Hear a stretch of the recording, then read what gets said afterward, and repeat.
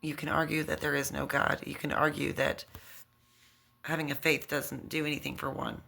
But I am a prime example. Am I living in a mansion? Do I have millions and millions or billions of dollars? No. But that is not my goal in life. Would it be nice? Sure. Absolutely. But that's not my goal. That's not the purpose I am here to serve, is to gain money for myself.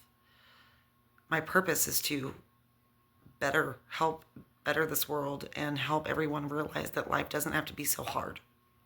But yet, you are accountable for what happens to you. You are accountable for your own success. You can no longer blame. After watching this video, you can no longer blame your mom. You can no longer blame your dad.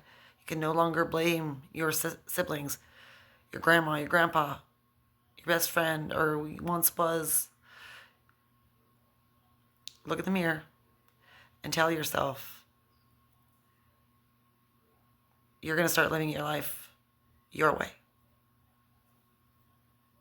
How is that? Just start. Just start doing things you want to do.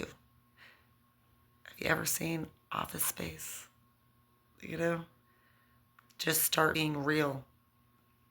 And yes, there is going to come a time when people will not like it. You'll have people say, you've changed. And we're all supposed to change. Change is part of evolution. So don't you don't want to be finding yourself much later in life realizing that you have defaulted to everybody else's opinions about you instead of trusting your own. Stop staying quiet when it will benefit you to speak up. As long as it is not hurting others, what's it going to hurt? That doesn't mean you are always going to say the right thing. I have messed up, but I was so glad that I said something instead of not saying something, because for one, it would say somebody did something that hurt my feelings that was disrespectful in my opinion. Well, I spoke up and I said something rude back, disrespectful back. I was not happy about what I had said. I walked away from that situation and I was very upset with myself because I did not handle that appropriately. I did not handle that maturely. I was it's almost as though I was looking for a moment to bite back at this individual. So I used this moment for such, and what a waste, because that wasn't me. So after that happened, I went back, apologized to this individual, even though I really didn't want to. But I knew it was right.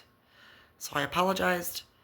And even though this other individual took my apology I didn't feel like he accepted my apology, but that doesn't matter. I am accountable for me. So no matter how that person responded to me saying, I'm sorry, I didn't have to talk like that to you, and then being like, okay, that they were hurt. That individual was hurt. So should they be? No. But I hurt them. So we're all accountable. Anyways, my point was that I was really glad I said something, because what she had said to me, this girl or guy, was disrespectful and it was rude. But I didn't have to come back with something disrespectful. I could have said something that was more appropriate for the situation. Like, instead of, because she wasn't my boss and I felt like she was trying to be my boss. And yeah, I could have even in a positive manner had said, just okay, and moved on with my life. Or thank you, and moved on with my life. And if there was a question or something further, then then we could address it later, My point is that I am glad that I said something, even though it was the wrong thing, and then I even had to go to the lengths to apologize for what I said. But this individual now knows that I have a voice, and I will use it. I have self-respect, and I'm not afraid to mess up. I am human. And while I am caring and compassionate, I'm also very confident in what I have to say and in my opinions and my morals.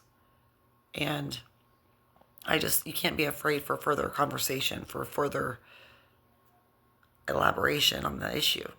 So in other words, it kind of gave me practice of using my voice, yes, inappropriately so that time, but now I have gained a little bit more confidence to say something next time, but maybe think before I speak and make sure what I have to say makes a difference.